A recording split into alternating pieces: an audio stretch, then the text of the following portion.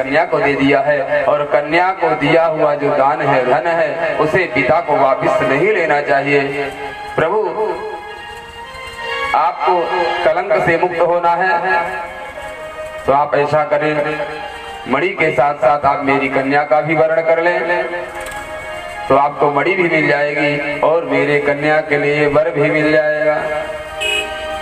भगवान सुखदेव जी कहते हैं, राजन, इस तरह भगवान ने जामवती को स्वीकार किया, जामवती को लेकर के महल में आए। इस तरह भगवान का दूसरा विवाह संपन्न हुआ। मणि ला करके सत्राजित को प्रदान करते हैं। सत्राजित लज्जित हुआ कि मैंने द्वारिकाधीश के ऊपर झूठा कलंक लगाया। लाकर के मणि द्वारिकाधीश को सत्राजित प्रदान करता है कि मणि आप ही रखे प्रभु, मैं लज्जित हूँ।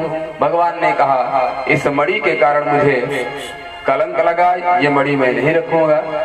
सत्राजित कहता, प्रभु मणि तो आप रखें।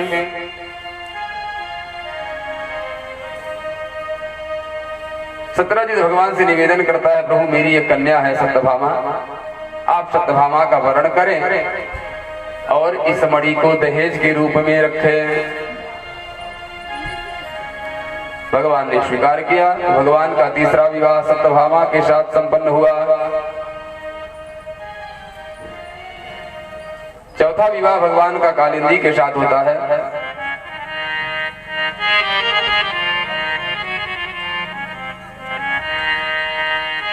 इसके पहले समंतक हरण एक सतधनवा नामक राजा था, जो मणि को सत्राजित के हाथ से चुरा ले गया, सत्राजित का वध कर दिया और मणि को ले जाकर के अक्रूर के महल में रख दिया।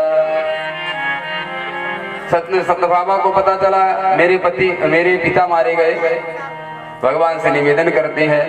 भगवान ने सतधनवा का उद्धार किया, वध किया और मणि चाचा क्रूर के यहाँ रख दिए। बोले, आपने चोर का सहयोग किया है, आपने चोरी तो नहीं की, आपने चोर का साथ किया, इसलिए दंड आपको भी मिलेगा। आप चोरी भले ना करो, लेकिन अगर चोर के साथ आप हैं तो दंड आपको भी मिलेगा। भगवान ने दंड दिया। कौन सा दंड? कि चाचा क्रूर, मणि आप रखोगे, पूजा आप करोगे, लेकिन जो पूजा करने के बाद 8 बार सोना निकलेगा, वो सोना हमारे कोष खजाने में रख देना। विचार करें, वृक्ष कोई और लगा रहा है, सेवा कोई और कर रहा है और फल कोई और खा रहा है। ये दंड भगवान ने चाचा क्रूर को दिया था। एकदा पांडवान् द्रष्टुं प्रतीतान् पुरुषोत्तमः इंद्रप्रस्थं गता श्रीमान् युधानादिभिर्भुवः।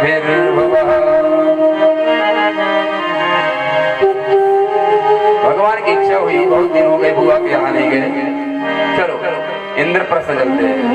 भगवान इंद्रप्रस्थ आए, अर्जुन को साथ मिले, यमुना की तलहटी में घूमने के लिए निकले। राजन, जैसे भगवान वन में प्रवेश के लिए यमुना के तलहटी में पहुंचते हैं, वहां देखते हैं कि एक कन्या यमुना के किनारे बैठी हुई है। भगवान ने अर्जुन को कहा, अर्जुन जाओ देखो ये देवी कौन है। अर्जुन गए, देवी कौन हो, कहां से आई हो और तुम्हारा नाम क्या है? तो देवी ने जवाब दिया, अहम देवस्य सवितुः दुहिता पतिमिच्छति विष्णुं वरेण्यं वरदं तपः परमवासितः। देवी ने जवाब दिया, अहम देवस्य सवितुः दुहिता पतिमिच्छति विष्णुं वरेण्यं वरदं तपः परमवासितः।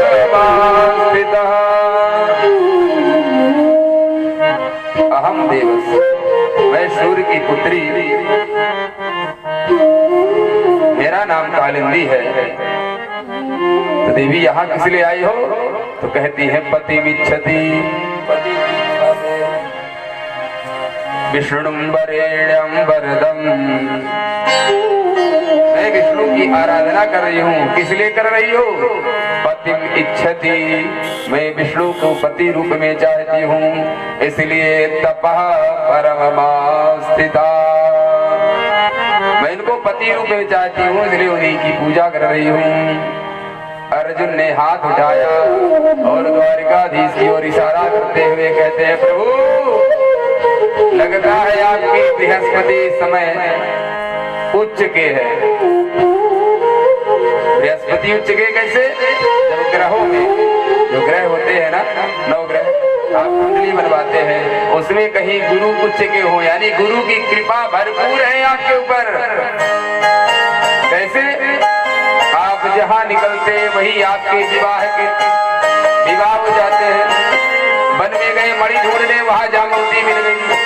मणि प्रदान करने गए शंकराचार्य को, वहाँ सत्यभामा मिल गई। और यहाँ यमुना का दर्शन करने के लिए आए।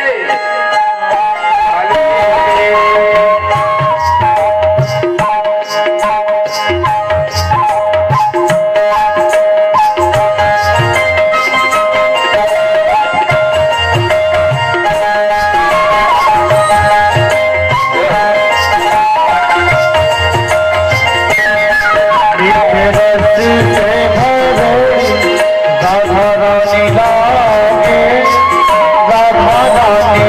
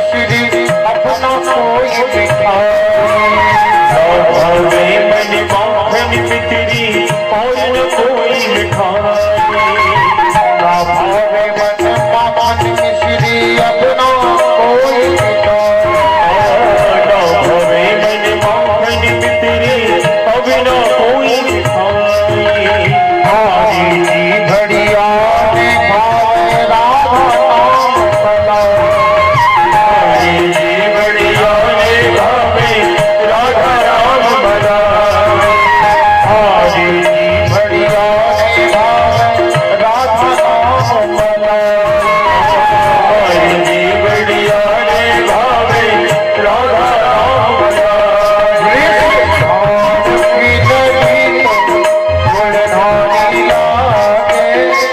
गुड़धानी लागे तारो तारो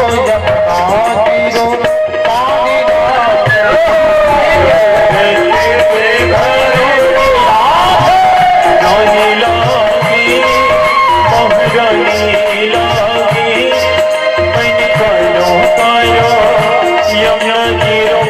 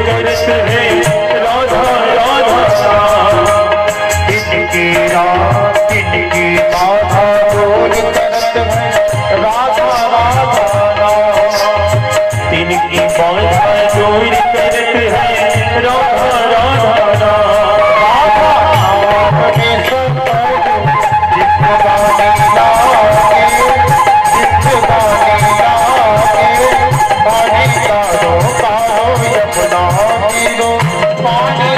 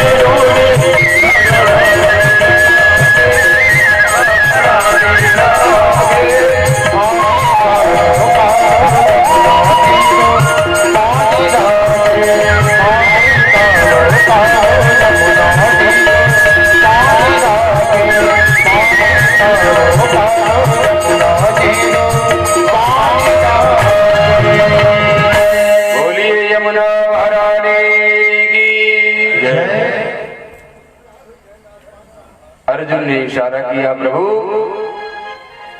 ये देवी भी आपको ही पति रूप में चाहती है। भगवान ने कहा, देवी जिसे आप पति रूप में चाहती हो वो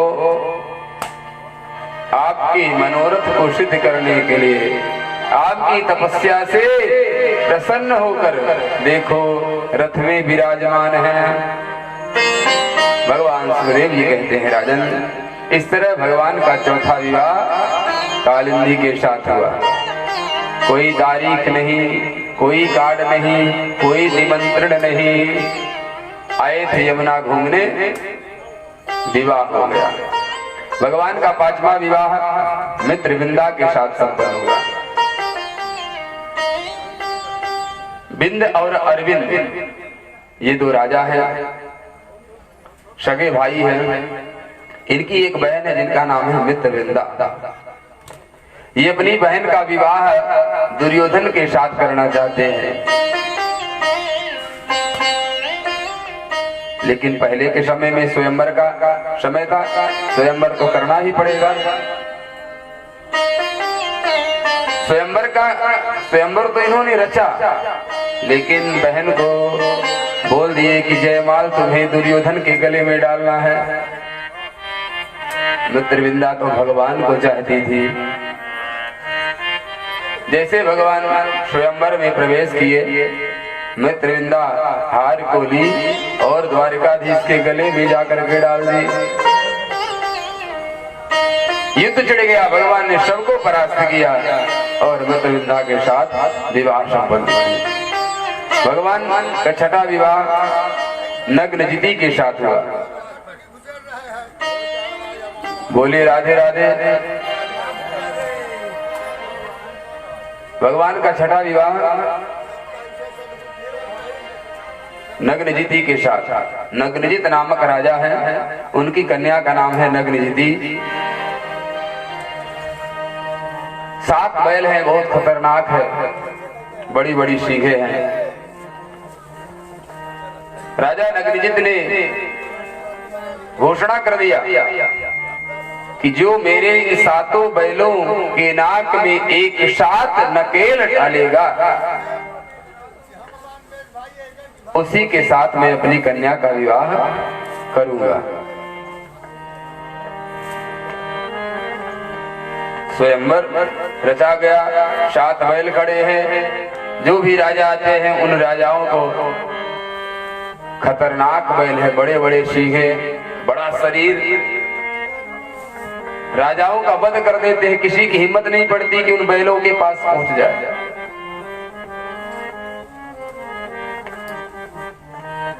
भगवान सबके देखते देखते मानो 7 रूप धारण किए और एक साथ 7 बैलों के नाक में नकेल लगा दिए। पहले बैलगाड़ी चलती थी तो नकेल लगाते थे। अभी भी लोग जो खतरनाक बैल होता है तो एक रस्सी नाक में डालते हैं कि भागे ना, अभी होता है।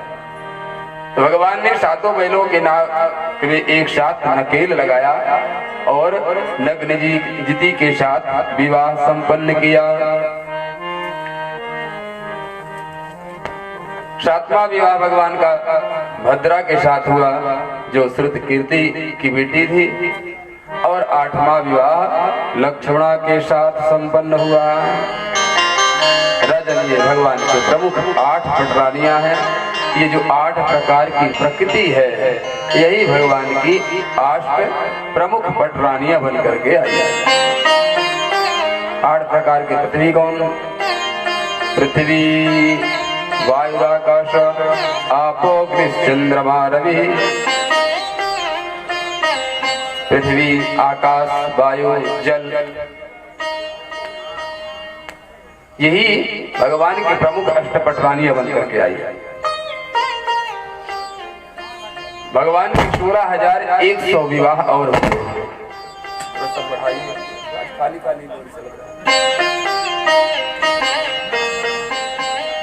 बोले राधे राधे। एक राजा है भौमासुर,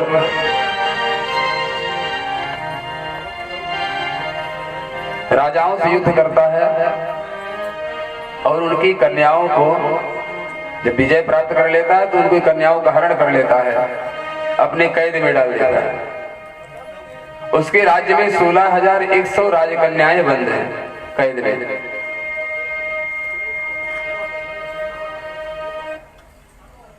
एक दिन देवर्षि नारद जी भगवान के पास पहुंचे, निवेदन करते हैं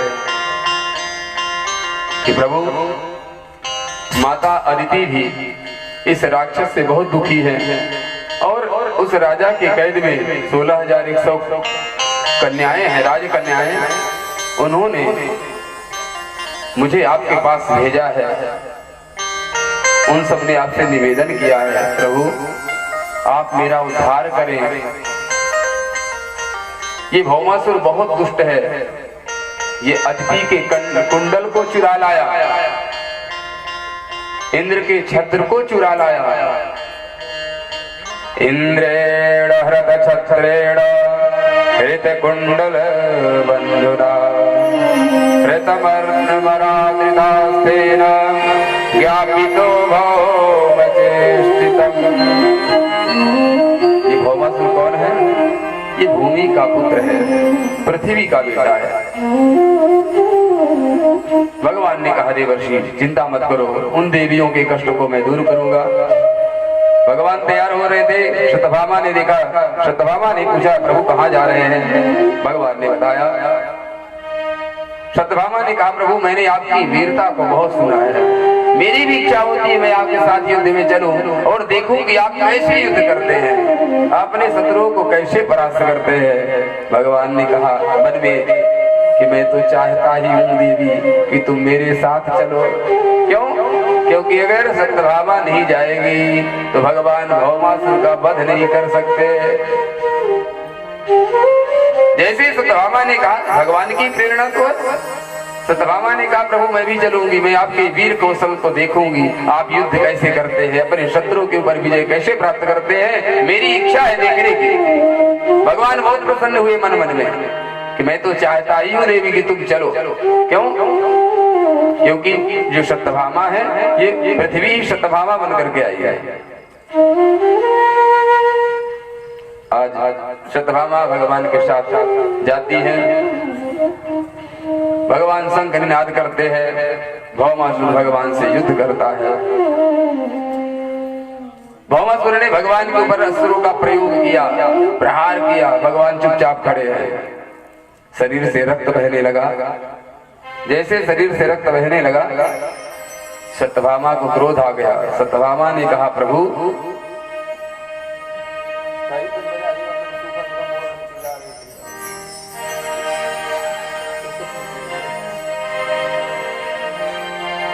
बोली राधे राधे। जैसे भगवान के शरीर से रक्त बहने लगा सत्यभामा को क्रोध आ गया। सत्यभामा ने कहा प्रभु देखो इस दुष्ट को, अस्त्रों का प्रहार कर रहा है, आपके शरीर से रक्त बह रहा है और आप चुपचाप खड़े हैं, आप इसका वध कर दो। सत्यभामा के मुख से जैसे शब्द निकला भगवान ने भौमासुर का उद्धार कर दिया। भौमासुर का वध हुआ। 16,100 राजकन्याओं को भगवान ने कैद से मुक्त किया, सुंदर आभूषण सबको प्रदान किया गया। भगवान ने कहा देवियों अपने महल अपने राज्य चले जाओ। देवियों ने निवेदन किया प्रभु अब मुझे मेरा कोई वरण नहीं करेगा, इसलिए आप ही मेरा वरण करें। भगवान ने समस्त राजकुमारियों का वरण किया। राजन इस तरह भगवान के 16,100 विवाह एक साथ संपन्न हो गए।